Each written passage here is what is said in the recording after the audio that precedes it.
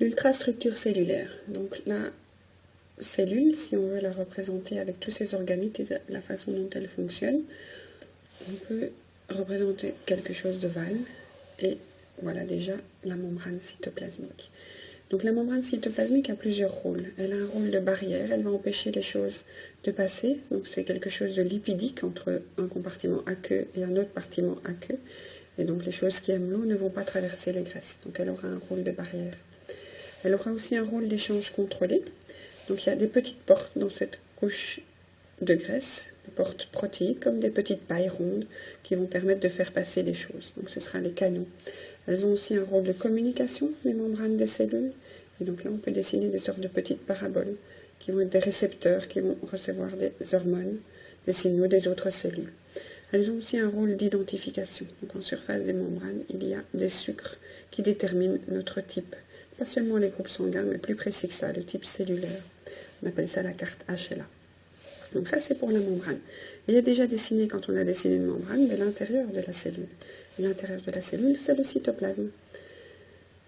Et le cytoplasme a un rôle de solvant, donc c'est l'eau avec des sucres, des nutriments dissous dedans, et aussi beaucoup d'enzymes qui vont faire toute une série de réactions biochimiques à 37 degrés, donc des catalyseurs, qui vont permettre à toutes les réactions de destruction et de construction, l'anabolisme et le catabolisme, de se dérouler dans de bonnes conditions.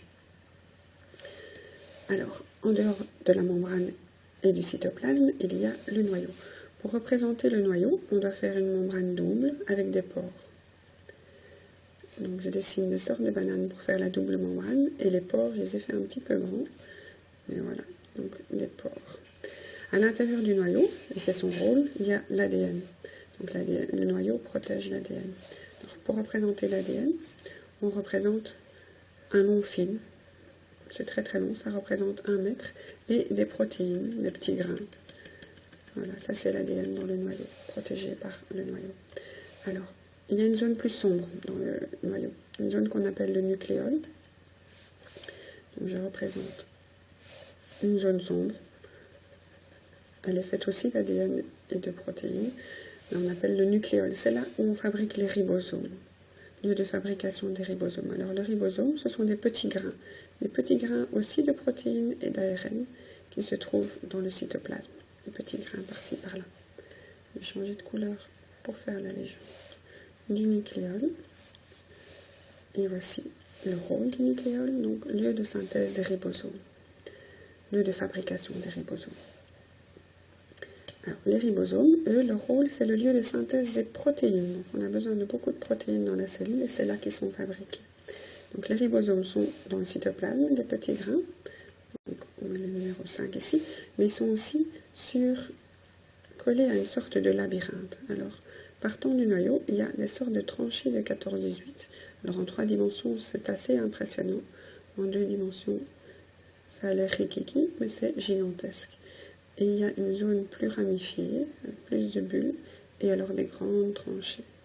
Alors ça, c'est ce qu'on appelle le réticulum endoplasmique, une partie rugueuse, une partie bordée de ribosomes, c'est ça qui la rend rugueuse, donc les tranchées de 14 et 8 avec des obus. Ça, c'est le réticulum endoplasmique rugueux. Et la partie la plus éloignée du noyau est lisse, il n'y a pas de ribosome sur elle. C'est la partie du réticulum endoplasmique lisse. Alors, on a l'habitude de l'abrévier, d'appeler ça le RER pour le rugueux et le REL pour le lisse. Alors, ce seront les numéros 6 et 7 sur le schéma. Alors, les numéros. Donc le 6 réticulum endoplasmique rugueux, 7 réticulum endoplasmique lisse. Alors le rôle du réticulum endoplasmique rugueux, c'est la mise en forme des protéines. Donc les ribosomes dans lesquels on fabrique les protéines font en fait une longue chaîne d'acides aminés qui représente la séquence des protéines.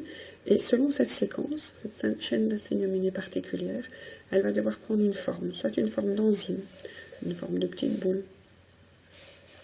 Donc un enzyme, on représente souvent ça par une sorte de Pac-Man. Oula. Donc une sorte de Pac-Man. Ça, c'est un enzyme, par exemple. Ou aussi les récepteurs, ou bien les canaux. Ça, ce sont des protéines. Donc pour mettre en forme les protéines, pour leur donner leur forme, ça se passe dans le réticulum endoplasmique rugueux. c'est là que les protéines prennent leur forme. Parfois on leur rajoute des sucres ou bien des décorations. Lieu de la mise en forme des protéines. Alors vous bourgeonnez de ce réticulum endoplasmique rugueux des vésicules de transport. Donc il y a des bulles, comme quand vous faites des bulles avec du savon, qui peuvent se former. Alors les bulles vont bourgeonner. Oh, j'ai fait de la mauvaise couleur.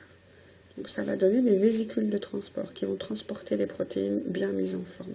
Et comme il y a des membranes comme ça qui quittent en permanence le réticulum endoplasmique rugueux, il a beau être grand et avoir bien de l'espace, il faut renouveler ces membranes.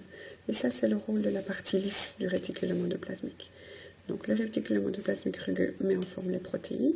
Le réticulum endoplasmique lisse, qui prolonge ce réticulum rugueux, lui a comme rôle de fabriquer les membranes, pour que justement ces membranes puissent être renouvelées au fur et à mesure que les vésicules de transport quittent le réticulum endoplasmique rugueux.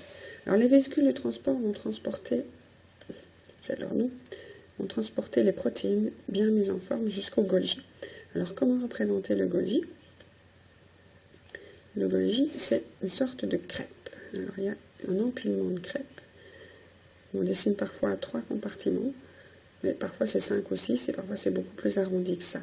Donc le Golgi, il va recevoir les protéines qui ont été fabriquées dans les ribosomes, mises en forme dans le réticulum endoplasmique rugueux, et ça va être le lieu de tri et de stock des protéines. Donc on va les trier, les stocker dans le Golgi. Alors elles vont avoir 2 destinations principales, les protéines. Soit des vésicules d'exocytose vont les prendre en charge, et les vésicules d'exocytose, c'est de nouveau des bulles qui démarrent du Golgi. Et donc elles vont démarrer, bourgeonner de nouveau les vésicules d'exocytose, et elles vont jusqu'à la membrane. Vous entendez exocytose sortir de la cellule. Et donc de là vont sortir les protéines qui sont destinées à travailler dehors, comme les sucs pancréatiques par exemple, ou des hormones qui doivent aller voir d'autres cellules. Donc sortent du Golgi des vésicules qui vont soit dehors.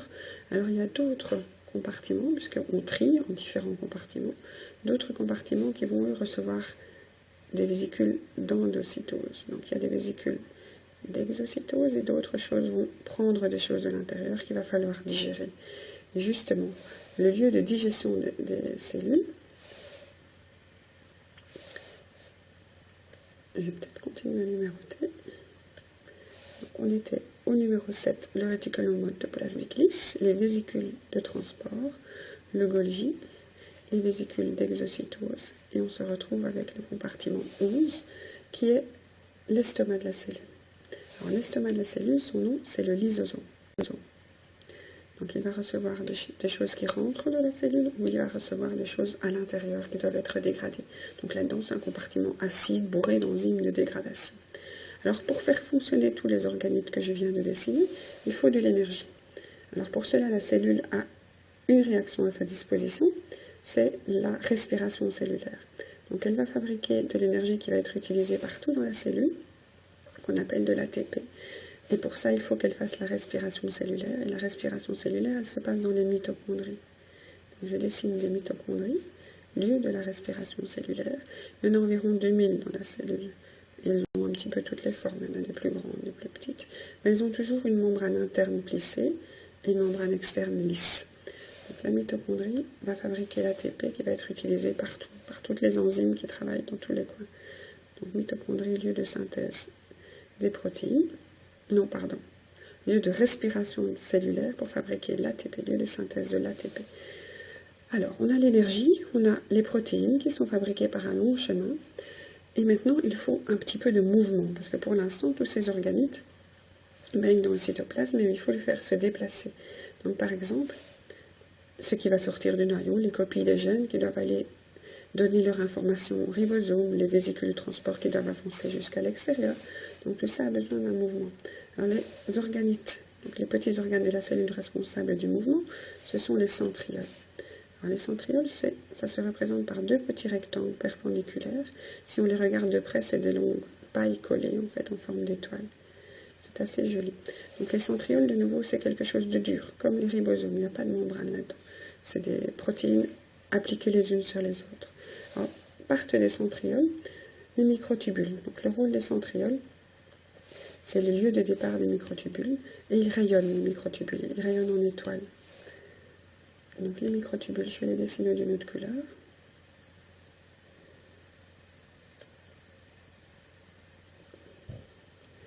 Choisir du bleu.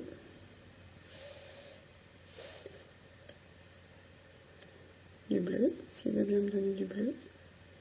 Donc les microtubules rayonnent tout autour des centrioles jusqu'à l'extérieur.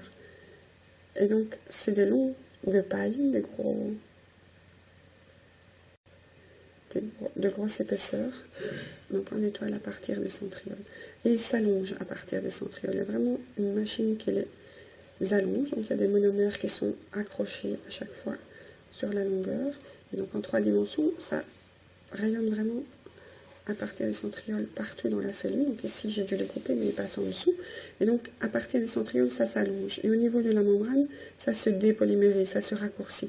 Donc il y a une sorte de grand courant qui tourne dans la cellule, qui va pouvoir embarquer les copies des gènes qui vont pouvoir avancer au ribosome, les vésicules qui vont pouvoir aller vers le Golgi. Ça fait comme un courant est-australien dans Nemo, ça fait bouger un peu tout. Donc les microtubules sont responsables du mouvement à l'intérieur de la cellule, et parfois quand on veut que toute la cellule se déplace, on va aussi utiliser les microtubules. Donc on va les allonger à partir des centrioles, mais on ne va pas les raccourcir au niveau des membranes, et on va avoir des sortes de pseudopodes, comme dans les globules blancs. Ou alors ça va s'agiter tous ensemble, et ça va permettre aux spermatozoïdes par exemple d'avancer. Donc ça c'est aussi les microtubules qu'il faut. Donc ils sont responsables du mouvement. Alors il nous reste juste un organite qui est l'actine. Alors l'actine c'est aussi une protéine en forme de paille, mais plutôt emmêlée comme une toile d'araignée qui englobe une mouche. Donc si on veut dessiner l'actine, il faut dessiner une sorte de toile qui recouvre, qui tapisse l'intérieur de la membrane. Et le rôle donc, de cette toile d'araignée, c'est de rigidifier la membrane. Donc s'il n'y avait que les graisses de la membrane et l'eau du cytoplasme, on serait un petit peu plus flasque que l'on est. Donc pour que les cellules résistent au mouvement, il faut donc une sorte de protéine qui va tapisser la membrane de l'intérieur. Et ça, c'est l'actine. Donc elle rigidifie la membrane.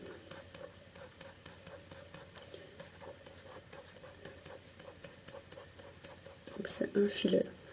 Ici, je dessine le bord du filet, mais il fait vraiment tout le tour, comme un filet d'orange. Il tapisse comme ça. C'est plutôt des petits traits. Voilà, alors il nous reste à rajouter quelques numéros. Donc j'étais arrivée au 11, les vésicules d'exocytose, non, les lysosomes. Le 12, c'était la mitochondrie. Les centrioles en 13, les microtubules 14 et l'actine en 15. Donc il y a 15 organites à retenir. Le nom, le dessin, il faut savoir les reconnaître, et leur rôle.